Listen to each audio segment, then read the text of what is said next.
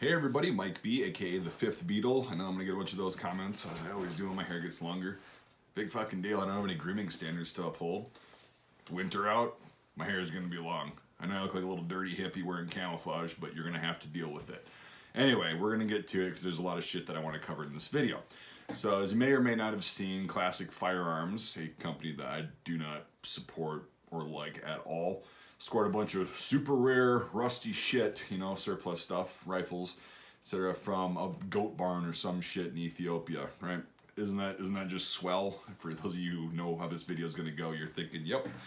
Well, I'm going to talk to you about why I don't think it's a good thing that Inner Ordnance, the company who imported all these weapons, sold them what appears to be all to Classic Firearms. That's what I've heard. They just sold the entire shipment. Ian from Forgotten Weapons did an interview with the guy from Inner Ordnance who imported these, talking about the rifles, and that I was looking through the comments expecting to find exactly what I'm probably going to be talking about in this video, but it was interesting in the comments section. So I'm getting a lot of emails and stuff asking what I think about this. A lot of people sending me pictures like, "Oh, did you see this?" And Classic got him. What do you think about this? So I'm just going to make this video.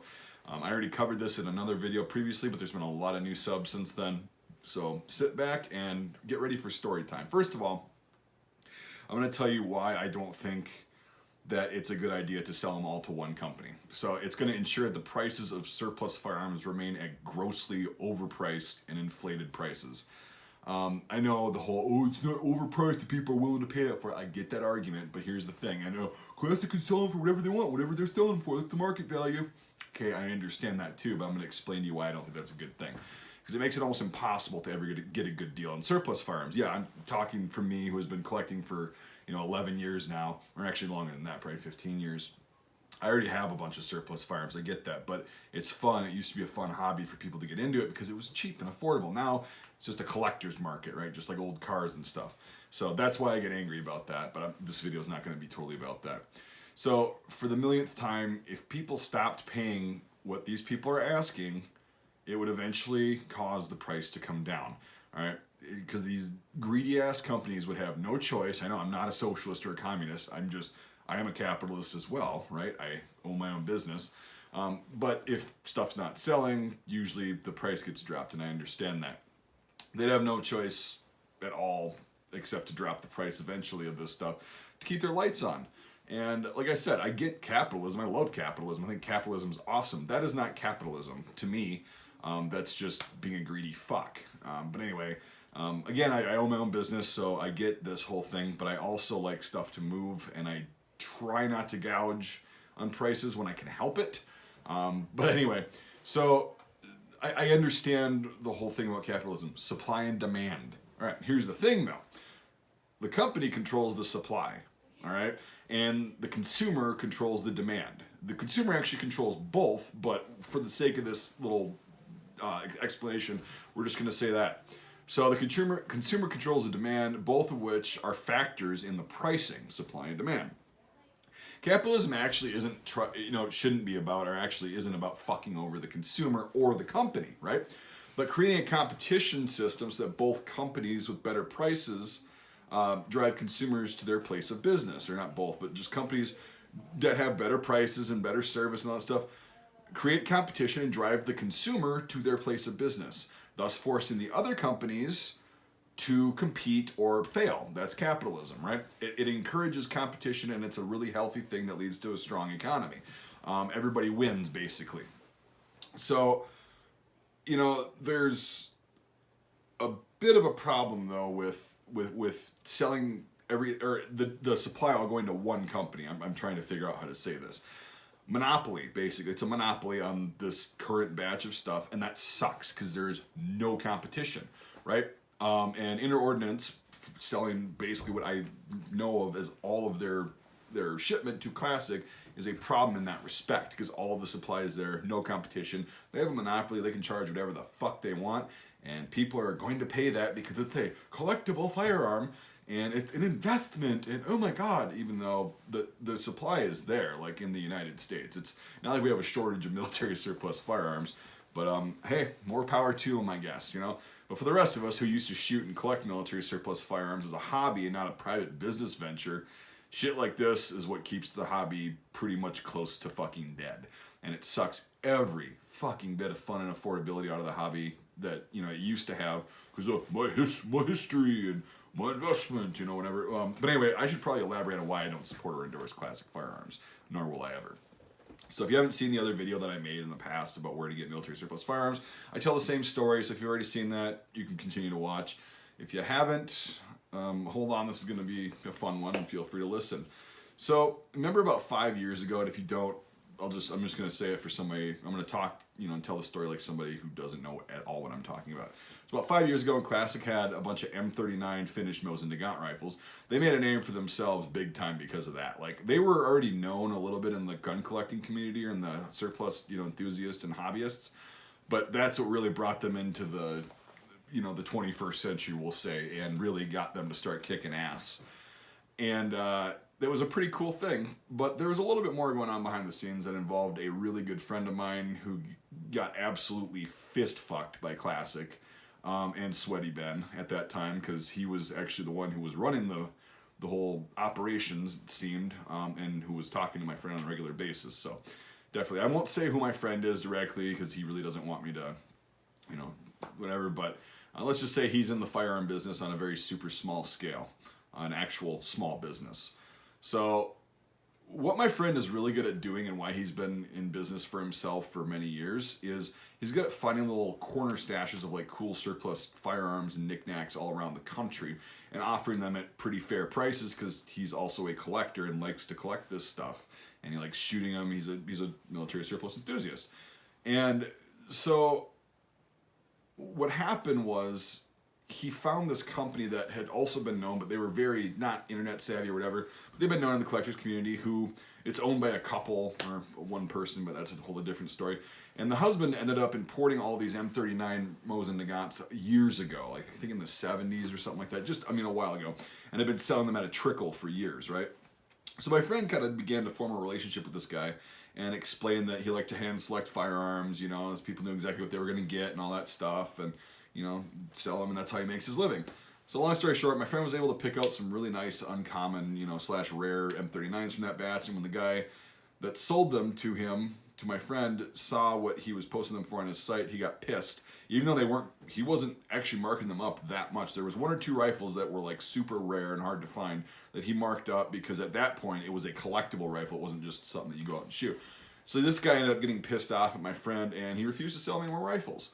So fast forward a few months, and my friend, who had also been getting rifles from Classic Firearms, because he lived down that area at the time, in exchange for, he'd tell him information about, you know, here's a certain marking on an M9130 that you can get $10 more for it, for somebody that's going to buy it for the collectability as well as the shootability and all that stuff. You know, it's kind of a trade-off, and you know, that's how it was going for a while, for a couple years, and yeah, it was pretty interesting. And anyway, so my buddy decided that if this guy wasn't going to sell him M39s directly, he'd give Classic Arms a tip-off.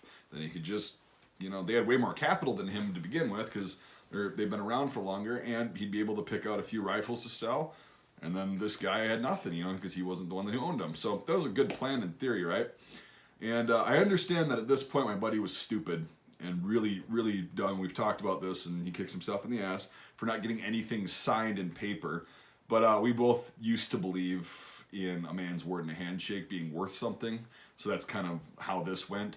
Not today, and not when you're in business. That's a good rule of thumb. So Classic wound up buying all the M39s. My friend orchestrated the deal, got them in touch. And they let my friend come up on the first kind of batch that they got. And they let him pick out a few rifles that, you know, like he was doing online, except he was able to pick them up in person. And then he was telling them, you know, oh, this one's in good shape. This one's got a tiger stripe stock, and somebody might pay a little bit more for that, and all that stuff. Things like that. And I get that it was going to be a mutual thing, right? So I'm trying to get bullet points here and not miss anything. So okay, so my buddy puts up these rifles that he got from Classic from their first batch up on his site. Well, this guy who sold Classic and was selling my buddy these M39s said that, what did he say? Yeah, he called it Classic, like, bitching and whining about how he would stop the deal. And at that point, about a quarter of the rifles had actually made it to Classic. And that if they sold more rifles to my friend, the deal would stop, you know? What a real cocksucker of a guy this guy was. So Classic naturally told my friend that they weren't going to sell him any more guns and ceased all communication with him. No phone calls, no emails, no nothing. So in my estimation, they made quite a bit of profit out those M39s alone. I think they bought almost 10,000 of them. And in my rough estimate, we're talking in the millions for profit, not just for, you know, gross. So that's a lot of good profit that they had there. And anyway, so after they had all the rifles and the deal was done, did they offer my buddy any sort of finder's fee or even thank you? Or, you know, hey, we saved a bunch of rifles for you to sell? No, they just cut them out. So, and I get, this being said, they were under no legal obligation to make things right with my friend, and I get that, and so does he. And I get that it was a stupid decision on my friend's part, but I really just thought that it was really super shitty of a small business to completely fuck over a fellow small business person who would help them out immensely in that big of a way. I mean, that's a big fuck you to this guy. So after I found that out, I refused to purchase anything from that company who treats people like that. Somebody who's made them tons of money and been a really good help, you know, identifying stuff. And the best part is after a few months after they sold their last M39, which that whole thing was in itself a shit show of them not knowing what the fuck they had, not knowing how to grade shit, getting people to work for them that didn't know anything, and just whatever. But that was a whole shit show in itself. And that's pretty funny. But they had the fucking balls to call up my friend a few months later after they sold their last M39 and ask him what, you know, a few markings meant on a new last batch ever of 9130 Mosin Nagants. Like nothing happened. Needless to say, my friend told him to go pound fucking sand, and I was pretty happy with that. And I know this is a long story and it's drawn out, but I really haven't gone into detail that much about it, or this much about it before. And I also do get a lot of questions about people who aren't super familiar with the company about why I don't support them. Now, this is just my tiny bit of experience with them, but I've heard, and you can see this yourself, countless horror stories on the internet, on Facebook, YouTube comments, forums, everywhere. You can look this up for yourself and make your own decision. You know, I can't endorse a company who did this to a close friend of mine, nor will I ever be purchasing stuff from them. Even though they've had some cool stuff that I actually wanted to get, I could not bring myself to do that. And this is one of only a few companies that I will not buy shit from. So I'm also not willing to pay their prices. I disagree with their prices big time, and I know, I can disagree all I want. You're correct. I'm not going to fucking pay that much. Even though they might have paid it and they're only marking it up, you know, at a 10% margin, which I think is bullshit. I refuse to pay that much for something that there's a ton of when there's a bunch of modern rifles that they don't have the historical value, but good God, what are these people buying them for? They think they're going to, you know, they're investing in gold. Maybe they are. Who knows? But anyway, that's a personal thing. And, yeah, and you know, it's always paying a munch for this last stash ever of these rusty old fucking, you know, military surplus firearms, and that ends up destroying the market that already existed, you know, just for the sake of the almighty dollar. So that's all I've got, really, just to explain this to you about this recent thing, because it is a pretty big deal in the community. I'm not going to be buying shit from them, so that's all I've got, and that's my opinion on actual events that transpired. And that's why you'll never see me say anything positive about them in the comments or in any one of my videos. So, thanks for watching, and hopefully this doesn't stir up too much shit, but you know, if you like Classic, good for you. You're free to go there and you know, spend your money and pay those prices and fuck over the market some more. That's fine, but I will not be doing that. So, alright, thanks for watching, everybody, and we'll see you on the next video. Fuckity bye.